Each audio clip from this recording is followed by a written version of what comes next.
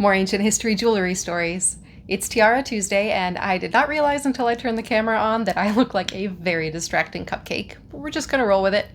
Today I have a really phenomenal pre-Columbian headdress for you. And just off the top, because this happens almost every time I talk about pre-Columbian pieces from Colombia. Colombia, the country, is spelled with an O. Pre-Columbian is spelled with a U because it refers to that asshole Christopher Columbus. Now that we've gotten that out of the way, this is one of my absolute favorite pre-Columbian headdresses. This is held in the Gold Museum in Bogota, Colombia, and it was made by the Qimbaya people in the 5th or 6th century CE.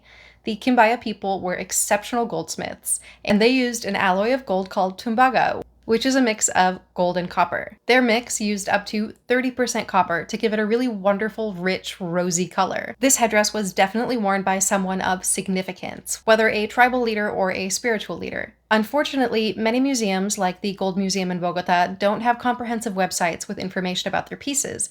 So while I can find a lot of photos of this headdress and its attendant nose ornament and earrings, I can't really find any information about it. Luckily, I did come across a restoration report from 1996. This restoration report not only shows what the headdress looked like before it was repaired, but it states that it was made by the Qimbaya people and that it's meant to represent feathers. I have to assume that it was also meant to represent the rays of the sun. Looking a little closer at the restoration photos, you can tell that the majority of the feathers or rays on this crown were replaced at a later date. And in my opinion, I think they did a really wonderful job matching the color of the gold. Getting an exact color match to a gold alloy can be challenging. Based on what I can see in this one photo, it looks to me like the feathers or rays of this headdress are not soldered on, but are probably wired on through holes punched through the circlet. It's unclear to me whether this is the original construction of the crown or if this is what was done to restore it, though I would think that a professional restoration would involve reapplying the feathers in the way that they would have been originally attached. So my gut tells me that this is how the crown was originally constructed. I don't really love the way the museum has it displayed with a shadow man behind the pieces. It's giving sleep paralysis demon,